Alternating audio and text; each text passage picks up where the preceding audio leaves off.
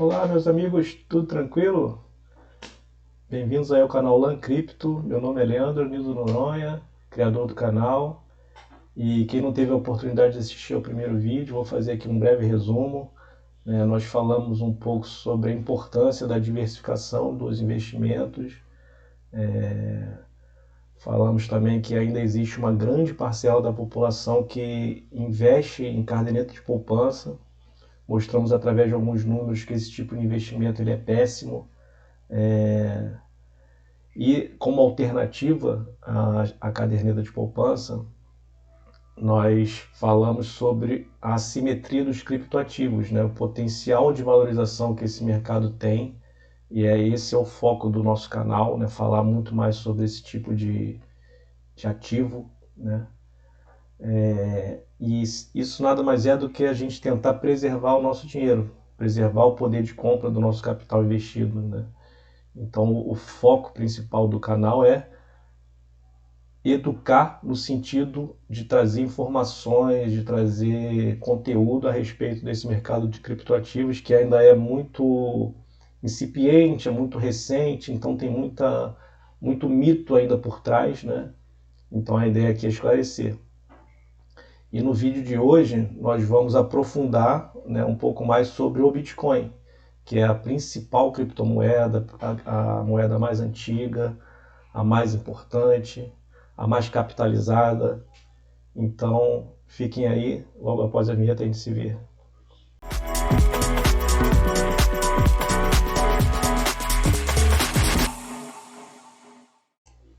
Bom, então vamos direto ao ponto, falar sobre Bitcoin. Para isso eu vou compartilhar a tela aqui para ficar um pouco mais didático.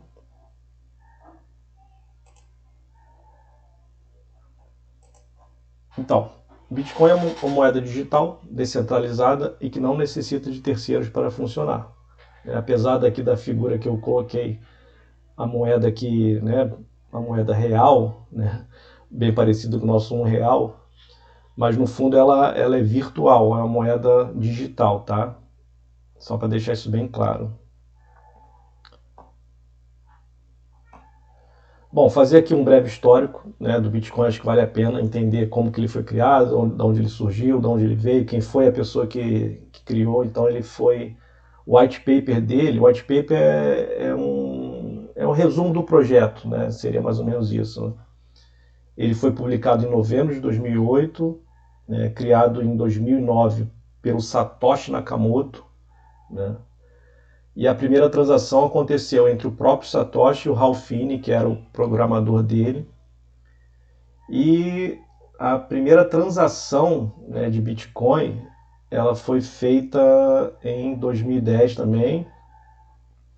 Na verdade, foi uma compra de 2 pizzas, né? Foi uma troca de Bitcoin por 2 pizzas. Então, naquela ocasião, foram gastos, né, foram pagos 10 mil Bitcoins por 2 pizzas. Se a gente fosse converter hoje esses 10 mil Bitcoins em valores atuais, é uma coisa absurda. Hoje, 10 mil Bitcoins valeriam 463 milhões de dólares ou 2,4 bilhões de reais. Surreal. Bom, uma das poucas lendas que residem aí no Bitcoin ainda é a identidade do Satoshi, né?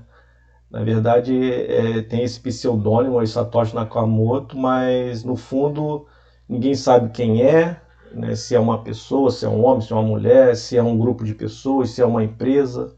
Enfim, isso permanece ainda desconhecido, tá? Bom, característica do Bitcoin, vamos lá. Primeira característica dele é que ele não é confiscável, né? Então aí quem é um pouco mais veterano, né, vai lembrar aí em 1990 que a gente teve aí um confisco, né, do nosso dinheiro, né? Quem tinha dinheiro guardado em banco, o governo Collor, né, ele bloqueou todas as contas. Então o dinheiro que era seu, que você trabalhou, que você construiu, que você ganhou, ele ficou retido. Você não podia transacionar, você não podia sacar, você não podia fazer nada com ele. Então isso foi péssimo na ocasião, né? E com Bitcoin isso não tem como ocorrer. Ele não tem como ocorrer. porque você detém as chaves das suas moedas, né? Não tem como ninguém entrar, a não ser que você passe a posse das chaves, né, das senhas para outra pessoa. Mas isso ninguém vai fazer isso, obviamente. Bom, ele é incorpóreo e intangível, ou seja, não tem corpo, você não tem como atingir, ele é virtual, ele não tem um banco por trás, ele é totalmente digital. E descentralizado, né? Ele não precisa de governos, né? Independente de governos ou de bancos, enfim, ou de empresa, de corporação, né? Essa é uma característica importantíssima do Bitcoin, tá bom? Não inflacionável, não pode ser depreciado por nenhuma entidade. Tá? Então isso é bem legal também, né? Porque a gente percebe aí, por exemplo, fazendo um comparativo com o nosso real, que ele se desvaloriza, né, muito ao longo do tempo por conta da inflação, né? Muito por causa da impressão infinita de dinheiro. Então o governo ele tem a máquina de imprimir moeda, então ele vai lá e imprime uma moeda, com isso a gente tem uma inundação de moeda no mercado e isso acaba corroendo, né, corroendo ao real, né, em relação a outras moedas, né. Então a gente tem essa figurinha aqui do pãozinho, né. Na verdade, todo mundo compra pão na padaria. Então eu lembro, pouco tempo atrás, você ia na padaria, levava, sei lá, R$1. Aí você ia lá pro moço, me vê R$1 de pão. Você voltava para casa aí com uma sacolinha com alguns pães, né? Não sei, 5, 6 pães talvez. Hoje, se você vai na padaria, pelo menos aqui onde eu moro, com R$1 de pão, talvez você vai levar talvez um pão, porque às vezes um pão, como ele é pesado, dá R$1,05, R$1,10. Então, quer dizer, com R$1 talvez hoje você não compra nenhum pão. É uma coisa absurda. E ele também ele é um ativo deflacionário. Ou seja, a produção do Bitcoin ela é decrescente com o tempo. Né? Então, conforme o tempo vai passando, ele vai se tornando mais escasso. Falei agora sobre escasso, olha aí. Né? Então, o que acontece? Serão produzidos apenas 21 milhões de bitcoins. Então já foram produzidos hoje, se eu não me engano, 18,6 milhões. Então a gente ainda tem aí alguma gordurinha aí para produzir. Com essa escassez, né, o Bitcoin ele é comparável ao ouro, né, como se o pessoal até brinca, né, chamar o Bitcoin de ouro digital, muito por conta da semelhança com o ouro, que também é uma coisa escassa, né, até que os mineradores aí consigam explorar novas jazidas e tal, e o Bitcoin também, por conta dessa produção máxima de 21 milhões de unidades, né. Bom, ele é divisível até 8 casas decimais, né? Então a gente tem, né, na verdade, no mercado aí do Bitcoin, a gente pode comprar frações de Bitcoin até 8 casas decimais. Ninguém tem 240 mil reais para comprar uma unidade, né? Tem gente que tem, mas não é o nosso caso. Então você compra frações de Bitcoin e vai acumulando ali ao longo do tempo esse patrimônio.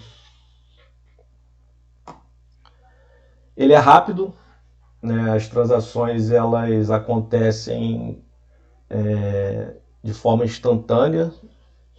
Na verdade, elas levam em média 10 minutos para acontecer na blockchain do Bitcoin. A gente tem outras moedas que são muito mais rápidas, né? São outras blockchains. Mas no caso do Bitcoin, cada transação leva mais ou menos até 10 minutos, dependendo da rede. E elas acontecem 24/7, ou seja, o mercado não para. O mercado ele acontece 24 horas por dia, 7 dias por semana. Você pode transacionar domingo, feriado, de madrugada, enfim. Essa é uma grande vantagem em relação ao mercado tradicional, né? Porque quem não tem muito tempo para se dedicar pode tirar às vezes o sábado ou até mesmo o domingo para poder fazer transações, enfim, comprar, vender moedas. Então tem essa grande vantagem. Ele é privado, né? Existe a questão da privacidade, né, no Bitcoin, porque quando você faz uma transação, você pode usar a sua carteira. Na verdade, a carteira ela é uma sequência de números e letras, então ela é privada, ou seja, as pessoas não têm como saber quem é o dono daquela carteira, a não ser que você fale, que você publique que você é o dono daquela carteira que tem aquela sequência alfanumérica. Caso contrário, ninguém vai saber quem é o dono daquela carteira, quem fez aquela transação. Ao mesmo tempo que ela é privada, ela é totalmente transparente. Por que eu digo isso? Porque quando você faz a transação, ela fica armazenada na blockchain, né? Que é como se fosse um grande tabelão de Excel, onde todas as transações são registradas. Ela é chamada de livro-razão também. Então, toda transação de Bitcoin ela fica armazenada.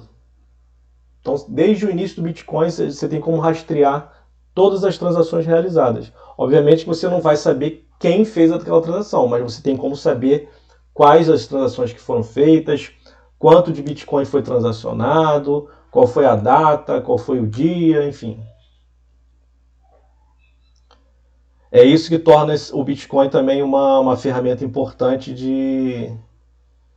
de transparência, né? Outra característica é que ele não precisa de intermediários para você transacionar.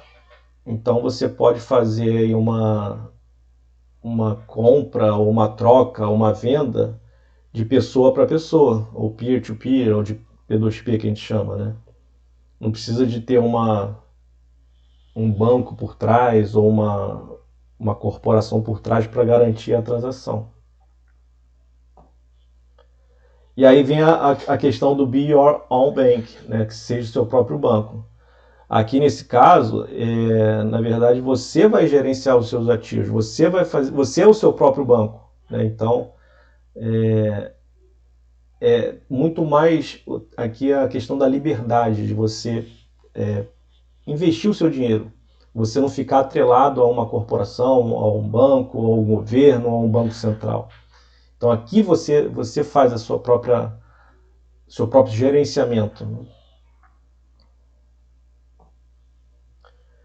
Ele também funciona como uma arma contra a pobreza, né? A gente tem alguns países aí, principalmente na África, né, que não tem infraestrutura bancária, né? Então o Bitcoin, as transações com as criptomoedas, elas são bem-vindas porque na verdade elas precisam somente de um celular ou um computador conectado à internet. Então, às vezes é muito mais fácil você ter uma pessoa lá no interior da África que tem um celular conectado à internet do que você ter uma agência bancária para a pessoa poder, enfim, guardar dinheiro, fazer transações, né? Ele é barato, né? São as taxas, né, de transação são pequenas, ou até mesmo em algumas corretoras a taxa é zero, né? Aqui o caso da Binance, que é a maior corretora do mundo, né? Ela tem taxas bem baratas, né? E algumas até grátis, né? Democrático, como eu falei anteriormente, a gente só precisa de um dispositivo conectado à internet. Pode ser um smartphone, um tablet, um computador. Então é muito mais simples, muito mais barato de você conseguir, enfim, movimentar, né, investimentos ou dinheiro. Bom, essas foram as características principais do Bitcoin, tá? Existem outras também, mas eu coloquei só as principais. E agora a gente vai falar um pouco de como que funciona esse ecossistema do Bitcoin, tá? Então, na verdade, primeiro aqui, os Bitcoins são moedas virtuais onde você custodia em carteiras digitais. Então você, como eu falei, você cria lá uma carteira digital também e você aloca as suas moedas na carteira. Na verdade, a posse, né, na verdade, os bitcoins eles ficam alocados na blockchain. Só que a única pessoa que pode acessar e movimentar essas suas moedas é quem detém a carteira, quem detém a chave para poder acessar essas moedas, entendeu? É mais ou menos assim. E elas funcionam através de um código complexo, único e que não pode ser alterado isoladamente, né? Quando uma transação é realizada usando bitcoins, é gerado um código que também pode ser chamado de assinatura digital. Essas transações elas são protegidas por criptografia, se tornando anônimas e praticamente impossíveis de interceptar. Então, por isso que o termo é criptoativo, criptomoeda, né? Porque essas transações são criptografadas, elas se tornam muito seguras e elas são registradas em blockchain. Depois a gente vai falar um pouco mais sobre blockchain, que é a tecnologia por trás que garante toda essa segurança nesse mercado, tá? Então, esse código, né, ele é verificado por mineradores que irão validar a transação e conectar as duas carteiras digitais envolvidas. Então é assim, resumindo, eu quero, por exemplo, a minha filha foi fazer um intercâmbio nos Estados Unidos, né? E aí eu resolvo, passou um problema lá, eu resolvo transferir uma grana para ela lá, mandar um dinheiro lá para os Estados Unidos. Se eu fosse fazer isso pelo meio tradicional, teria que, enfim, falar com 1 milhão de pessoas, pagar taxas altíssimas, comprovar por que eu estou enviando dinheiro para lá, para quem está recebendo. Enfim, era uma burocracia absurda, o tempo para você conseguir fazer essa transação absurdo, custo elevadíssimo. Com o Bitcoin, o que eu faria? A minha filha lá nos Estados Unidos teria a carteira dela, ela me passaria, né, o número, né, a sequência de números e códigos. Eu simplesmente entraria aqui na minha corretora, na minha exchange, e transferiria diretamente para ela, sem nenhum intermediário, isso em 10 minutos, sem custo, o custo só da transação, custo bem barato. E como que essa transação ela é feita? Esse código ele é verificado pelos mineradores. A gente chama de mineradores as pessoas que fazem a validação da transação.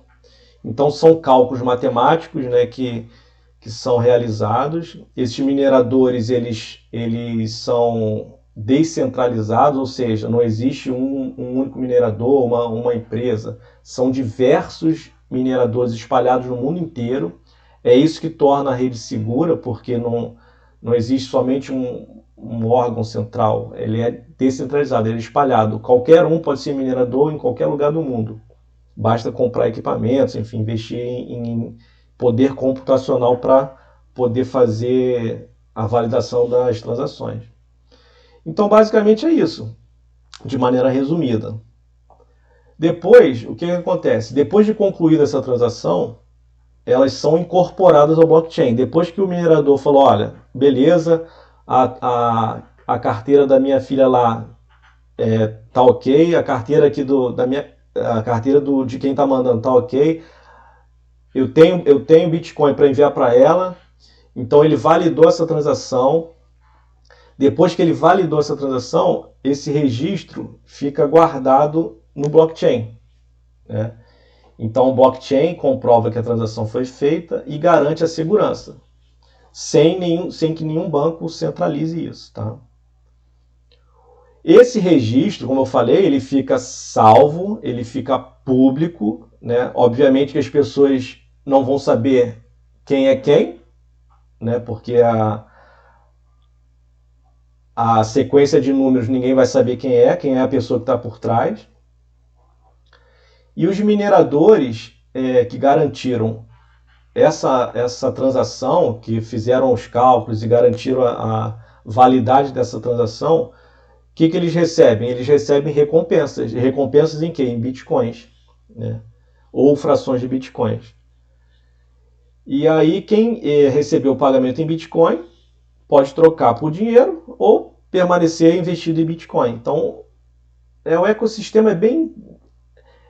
Pode parecer complexo, mas depois que a gente entende isso, você passa a confiar muito mais nesse sistema, né? Nesse sistema de transação, de blockchain. Bom, era isso que eu tinha para apresentar hoje, né? Dar um overview aí de como a gente manipula, né, de como a gente manipula os criptoativos, de como esse mercado ele é seguro, né? Apesar de que muita gente fala ainda sobre fraude e tudo, mas a tecnologia da blockchain ela é a mais segura que existe. Então, toda fraude que existe relacionada é relacionada à custódia da pessoa. A pessoa que fez alguma besteira, de repente, de salvar as chaves privadas em locais não adequados, de repente ela salva a chave privada no computador dela e aí o computador dela é invadido por algum hacker. Isso acontece, mas isso pode acontecer com qualquer pessoa que não proteja as chaves privadas. Então, o segredo no mercado de criptoativos é você ter uma custódia decente, correta, protegida das suas chaves, que são através das suas chaves que você consegue acessar ao capital que você está investindo. Acho que é isso por hoje. Acho que espero ter sido claro. Ainda para quem não conhece, pode parecer muita informação, muitos detalhes, uma coisa diferente, uma coisa nova. Mas a ideia é justamente a gente, com o tempo, trazer mais conteúdo, esclarecer as dúvidas e trazer conhecimento. Não tem jeito. A gente só vai entender esse mercado e poder participar dele se a gente tiver conhecimento. Então eu estou aqui para isso, para ajudar e trazer conteúdo aí para vocês, tá bom? Espero ter ajudado. Um abraço, pessoal. Até a próxima.